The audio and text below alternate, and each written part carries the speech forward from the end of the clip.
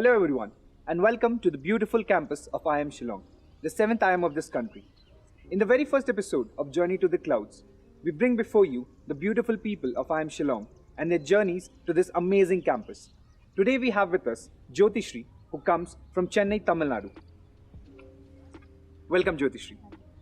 So you come from the southernmost part of India to the northeastern part of India. So it's been quite a journey for you, from an extreme to another extreme. And we know that after months of online classes and Zoom meetings, you're finally physically present in the campus. So tell me, Jothisree, how is the IIM Shillong campus treating you? So IIM Shillong has been way beyond my expectations. So after the pandemic, we got to come in December, which was luckily the season of cherry blossoms too. So the campus was pink and beautiful, and trust me, that was the most beautiful thing I've ever seen in my life. So right now we are in the Mayurbhanj campus, which used to be a palace, and the new campus is something I cannot describe with words. So I think it probably might be one of the best campuses in the country in the coming year. And it is sort of given that every IIM gives you a degree and placements and whatnot. But I think in Shillong, you additionally have a feeling of vacation for 2 years in a very beautiful destination. So I think that is something that's very unique about IIM Shillong. I clearly agree with you, Jothisree. The campus is as beautiful as serene it is. Every tree here has a story. But I want to know about your journey. The moment you started thinking about appearing for CAT and going for an MBA, and to the moment that you're here in an MBA college. So what was the first moment when you decided? What was your driving factor behind going for an MBA? So I have 3 years of work experience. So when I look back, I felt the picture was incomplete and there was something missing. So I analyzed what I wanted and where I want to go. So I felt MBA was like the perfect and the most efficient path to reach there. And also here you get to be mentored by people who mentored the best business minds of the country. And along with it, you get to learn with people who are culturally and academically very diverse. And also the exposure that you get in an premier institute like IIM Shillong is something that's unparalleled. That's true. MBA is really one of the most enriching programs in the country. And behind this crucial program, there are some crucial months of preparation. The preparation cycle, however long it is, it's very excruciating. Yeah. And there are some crucial moments in it. So what were your important deciding moments in the journey? So if I had to categorize the entire journey, I would categorize it into 3 parts. One is pre-exam, exam and post-exam. So according to me, I think pre-exam or exam are the easier parts of the journey. The most crucial part is the IIM, cracking the IIM interview.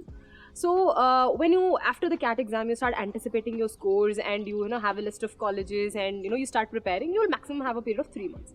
If you start preparing after the shortlist is released, you maximum have a period of 1 month.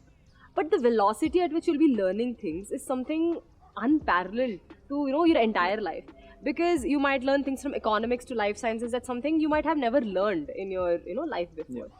So I think it was so amazing to know how much I could learn in such a short span of time. And I think it will be true for everybody who are through the same journey. Yeah, true. The MBA journey, even before it starts, is an hell lot of a roller coaster ride. And in the roller coaster ride, there are some highs and lows. There are moments when you score the highest percentile in a mock interview, but there are also moments when you can't even solve one quant question. So how did you deal with those low moments in your preparation journey? So obviously there were moments where my mock scores were less, and I had fatigue and didn't want to prepare, had a lack of motivation and wanted to quit. So all of these things happened. But I kept telling myself that I always have a plan B. I can always fall back to that. So and CAT is not the end of life. So once I started telling that to myself, I started to analyze where I went wrong, instead of having panic attack a month before the exam where my mark scores were less. So you'll have to be blindly optimistic when you're writing an exam. So when people stop the frustration about CAT, instead focus on the journey, I think that is where people can actually improve. And also the entire journey is a marathon, not a sprint. Very truly said, it's a marathon. But the marathon just doesn't end here. The 2 years that you spend here are just a part of that marathon. The marathon continues after that. And many students are confused, like what after MBA? What after these 2 years? So what is your personal goals, or what is your personal aspiration after you complete the 2 rigorous years here? So basically, I always focus on the learning. So for me, I think I would want to know the in and outs of marketing, because that was the main reason why I joined MBA in the first place.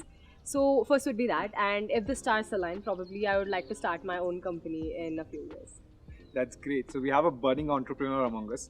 And I'm sure all the people who are listening to us today will be inspired by your words and your journey. So, if you have to give the advice to the current aspirants of MBA or the current interview aspirants, what would that be? So like I said, writing CAT and the period before that is basically the easier part. The most crucial part is cracking the interview, right? So there are three things you'll always have to keep in mind when you're preparing for the interview. So first, you'll have to make a SWOT analysis, analyze your strengths and weaknesses, and always drive your interview according to your strengths because you have the power. And interview is basically the game changer right now. And the second thing is, it's always okay to not know the answers. Say, for example, you don't know an answer. It is okay to politely tell that you don't know the answer instead of making something up. Yeah. And the third thing will be that everybody's interview experience is very, very unique. So instead of focusing on everybody else's interview experiences and the content that is circulated online, focus on what you are good at and drive your interview like that. And one more thing that even I felt when I was preparing for an interview is when I got calls from good colleges, I was always skeptical about converting those calls because I felt my percentage was less. But it is not always the case. So right now, interview is basically the game changer because a lot of weightage is given to the interview more than your CAT exam. So always focus on that. Those points were really helpful, and I believe everyone who's watching will be delighted to hear them. I'll let you get back to the sunny Sunday afternoon that there is. So thank you so much. So that was all from the very first episode of Journey to the Clouds. For more such content from the campus in clouds, please like, share and subscribe. Thank you.